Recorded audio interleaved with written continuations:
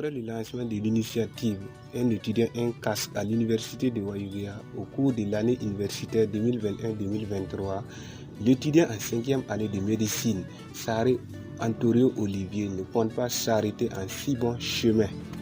Ce samedi 12 novembre 2022, la phase 2 de l'opération est encore lancée. Université, nous recevons beaucoup de jeunes, beaucoup d'étudiants. Nous sommes autour de 5000 cette année.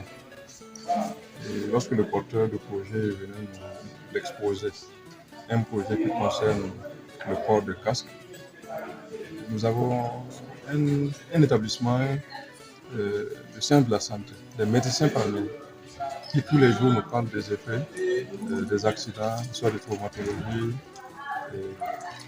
On sent que le manque de casque en fait pose d'énormes problèmes.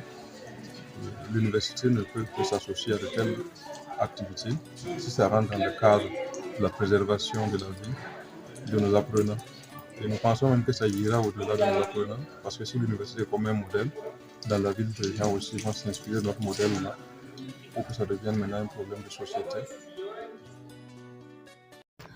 L'importance de l'utilisation du casque en circulation n'est plus à démontrer. Ces étudiants qui font au quotidien des dizaines de kilomètres sont mieux placés pour comprendre cela.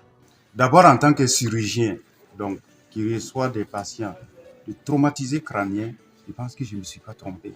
Et si le projet n'avait pas existé, il fallait que ce projet-là vienne. Et moi-même, j'ai une moto. Et je ne sors pas sans ce casque. Et lorsque je vais sortir et que je n'ai pas porté le casque, mes enfants même me rappellent ça.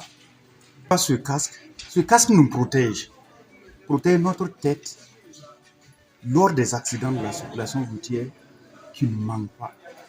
Et lorsqu'on regarde au niveau des statistiques dans notre service, ce qui tue le plus, c'est les accidents de la voie publique avec traumatisme crânien. Donc ça veut dire qu'on aurait pu éviter, c'est des morts évitables, comme on le dit dans notre jargon. Ces morts pouvaient être évitées par tout simplement le port du casque. Si l'initiative partie de 30 casques semble modeste, le promoteur du port du casque et ses camarades comptent permettre à un grand nombre d'étudiants de se procurer facilement cet outil de protection en circulation. Parlant du bilan, il faut dire que le projet Nettoyant casque est à sa, deuxième vague et tout ce qui est de cette année, 2021-2022. Voilà. Donc la première vague s'est bien passée et tous ceux qui ont adhéré à l'initiative l'ont adhéré en respectant leur engagement qui consistait à prendre le casque et à faire le paiement sur un délai de 3 mois.